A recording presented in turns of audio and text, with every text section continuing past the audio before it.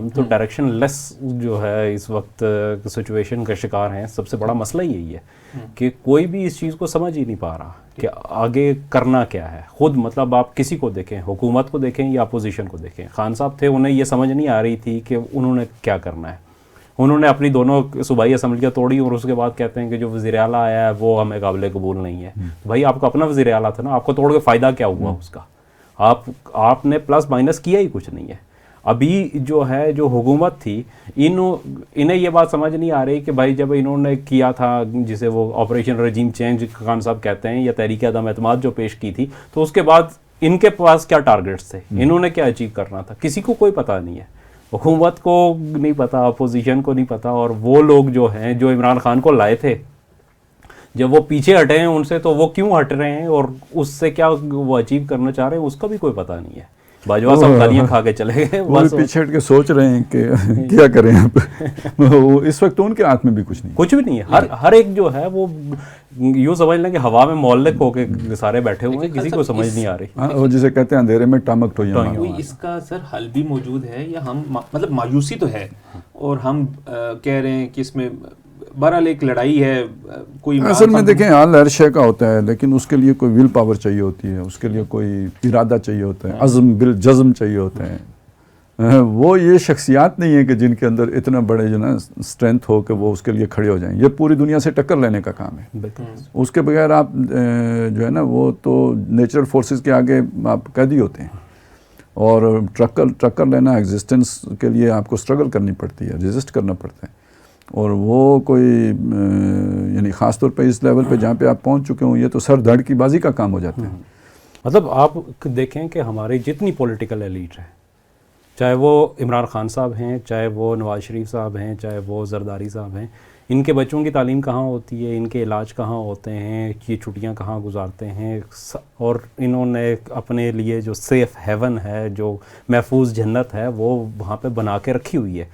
اس سے نیچے آ جائیں تو ہمارے ماشاءاللہ سے جتنے جرنیل ہیں, جتنے ججز ہیں, جتنے بیوروکریٹس ہیں, جو بزنس مین ہیں, بڑے بزنس ٹائکونز جو ہیں, یہ سارے کے سارے وہ ہیں کہ جنہوں نے یورپ کے اندر اپنی نیشنلٹی بھی لے چکے ہیں, وہاں پہ گھر بنا چکے ہیں, وہاں پہ زمینیں خرید چکے ہیں, وہاں پہ تیاری انہوں نے اپنے طور پہ مکمل کی ہوئی ہے. اور ہم دیکھ رہے ہیں کہ ہمارے یہاں تو لوگ ریٹائر بعد میں ہوتے ہیں اور پہلے وہ جو ہے نا وہ فلائی کر جاتے ہیں یہاں سے, اس وقت تک ان کی کوشش ہوتی ہے. اور ایک اور چیز میں آپ کو کہوں کہ اس میں مطلب کبھی سوچ کے حیرت ہوتی ہے کہ ایک بندہ جو ہے وہ 30-35 سال ایک جگہ نوکری کرتا ہے, اس سے ریٹائر ہوتا ہے, کروڑوں روپے جو ہے نا اور اربوں روپے اس کے پاس جو ہے نا وہ پلاٹوں کی شکل میں اور اس میں آ جاتے ہیں, کروڑوں روپے اسے ڈائریکٹ مل جاتے ہیں. کروڑوں کہتے ہیں نا آپ تو دل رکتا ہے. ہاں وہ مطلب وہ خربوں تک جو ہے نا اسے.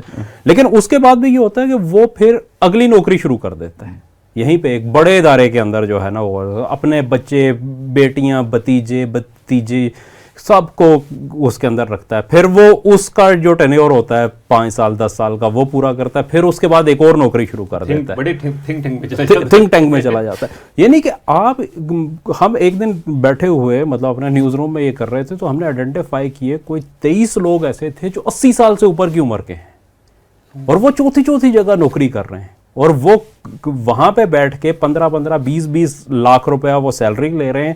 100-150 لوگ انہوں نے اپنے خاندان کا یا اپنے رشتہ دار دوست احباب کا وہاں پہ اپنے ساتھ رکھا ہوا ہے, اور جس ادارے میں وہ کر رہے ہیں اس سے وہ متعلق ہی نہیں ہے سرے سے. مطلب آپ مہتاب بھائی کیا ہے یہ دیکھیں, یہ کیا ہوتا ہے, یہ رول ماڈل ہوتا ہے.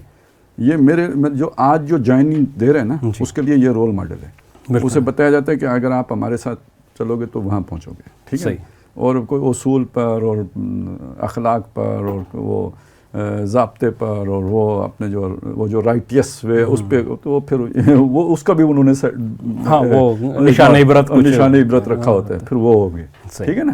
یہ ان کو اتنا نوازا اس لیے بھی جاتا ہے کہ یہ ہے, یہ جنت یہ ہم نے بنائی ہے, اور اگر آپ ہماری سنتے رہو گے اور جیسے ہم کہیں گے ویسے چلو گے تو یہ آپ کا فیوچر ہے, ٹھیک ہے. تو ریٹائرمنٹ تک تو گویا آپ نے جہاد کیا ہے, یعنی اسٹرگل کی ہے, صحیح. اور ریٹائرمنٹ کے بعد اب آپ جنت میں آ گئے, انعام کے طور پر پھل کھانے کے لیے آ گئے, ٹھیک ہے. وہ پیریڈ وہاں سے شروع ہوتا ہے اصل میں, انجوائمنٹ کا پیریڈ, اور جسے کہنا ہے آپ کو جس کے اندر اب آپ کو نوازا جاتا ہے. تو وہ تو اس کے بعد یہاں تک تو آپ ہمیں کام کر کے دو نا.